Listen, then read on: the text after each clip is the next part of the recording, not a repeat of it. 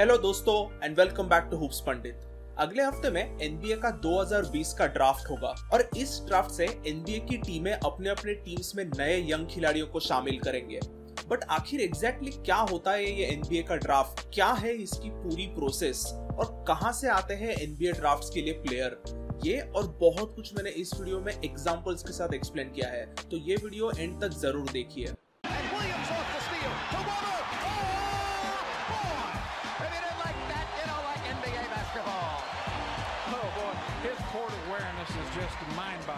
Draft के बारे में जानने के पहले हमें अमेरिकन एजुकेशन सिस्टम के बारे में इन शॉर्ट जानना होगा। अभी आप कहोगे कि इस इंफॉर्मेशन से क्या होगा, but the thing is America में आज बास्केटबॉल और कई अलग अलग स्पोर्ट्स में वर्ल्ड्स बेस्ट एथलीट्स प्रोड्यूस होते हैं और इसका रीजन है उनकी स्कूल सिस्टम। ये स्कूल सिस्टम उनके यहाँ पे खेलों को बढ़ावा देती है और आज मैं इसीलिए बास्केटबॉल में उनका एजुकेशन सिस्टम कैसे हिस्सा लेता है ये मैं आपको बताऊंगा। अमेरिका में उम्र के 14 साल तक बच्चे 8वीं कक्षा तक यानी कि 8th ग्रेड तक अपने अपने गांव शहर के स्कूल्स में पढ़ते हैं। इसके बाद उम्र 15 से 18 तक के टीनेजर्स को हाई स्कूल जाना होता है, जहाँ पर वो किसी भी सब्जेक्ट्स में मेजर करके ग्रेजुएट हो सकते हैं और आखिर में स्पेशलाइज्ड डिग्री के लिए उन्हें 19 से लेके 22 तक की उम्र में स्टूडेंट्स को 4 साल कॉलेज में जाना होता है।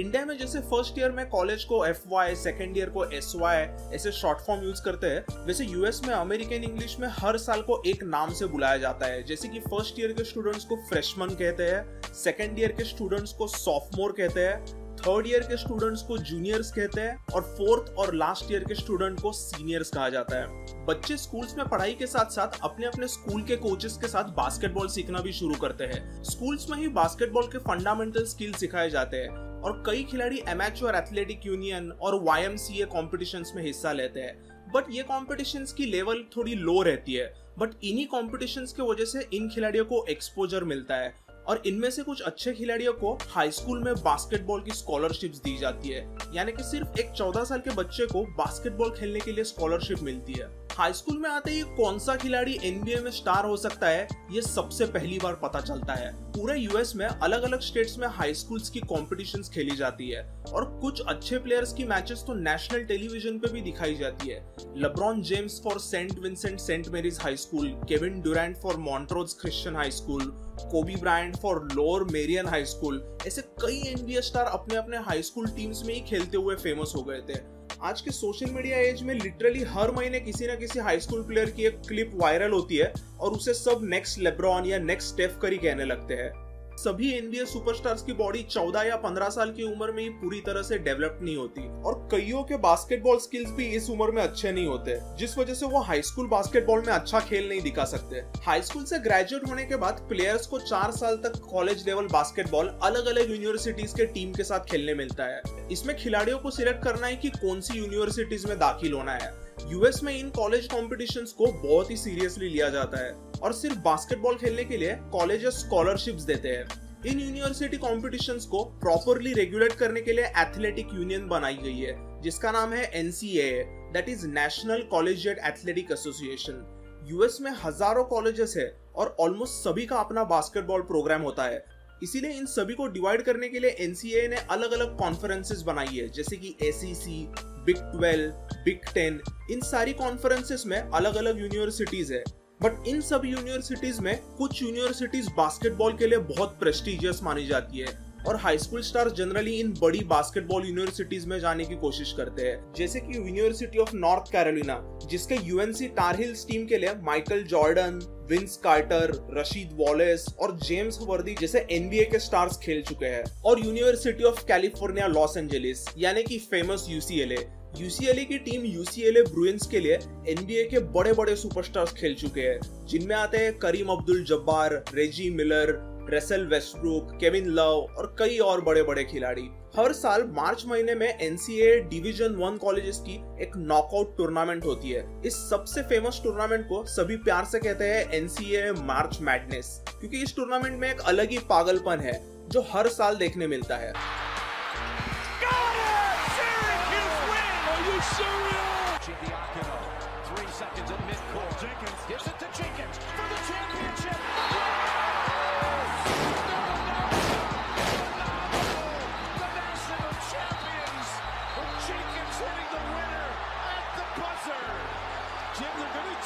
इस मार्च मैडनेस को स्पेशली देखने के लिए एनबीए टीम्स के स्काउट्स, कोचेस, असिस्टेंट कोचेस और अलग अलग अथॉरिटीज आती है ताकि वो डिसाइड कर सके कि किस खिलाड़ी को एनबीए ड्राफ्ट में सिलेक्ट करना है। कॉलेज में खेलने के बाद प्लेयर्स ड्राफ्ट के लिए डिक्लेयर करते हैं, बट अगर प्लेयर्स को एनबीए ड्राफ्ट में आना है तो उन्हें एनबीए ने रखे हुए कुछ एलिजिबिलिटी क्राइटेरियाज पूरे करने पड़ते हैं। 2006 के पहले तक क्राइटेरियाज थे कि खिलाड़ियों की उम्र 18 होनी चाहिए और खिलाड़ी एटलीस्ट हाई स्कूल ग्रेजुएट होने चाहिए। आज का एनबीए ड्राफ्ट क्राइटेरिया ये है कि एनबीए ड्राफ्ट डिक्लेयर करने वाला कोई भी खिलाड़ी एटलीस्ट 19 इयर्स का होना चाहिए।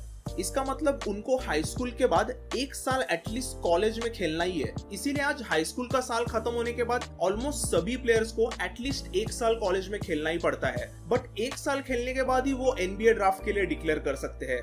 इन प्लेयर्स को वन एंड डन कहते हैं क्योंकि after just 1 year they are done with the university teams. इन वन एंड डन प्लेयर्स में कई स्टार प्लेयर्स आते हैं, जैसे कि बेन सिमंस जो सिर्फ 1 साल लुइजियाना स्टेट यूनिवर्सिटी के लिए खेला, या फिर एंथनी डेविस जो सिर्फ 1 साल केंटकी यूनिवर्सिटी के लिए खेला और उनके लिए कॉलेज में टाइटल भी जीता था। एनबीए ड्राफ्ट के कुछ हफ्ते पहले एनबीए प्लेयर्स को अपने एनबीए ड्राफ्ट कंबाइन में इनवाइट करता है।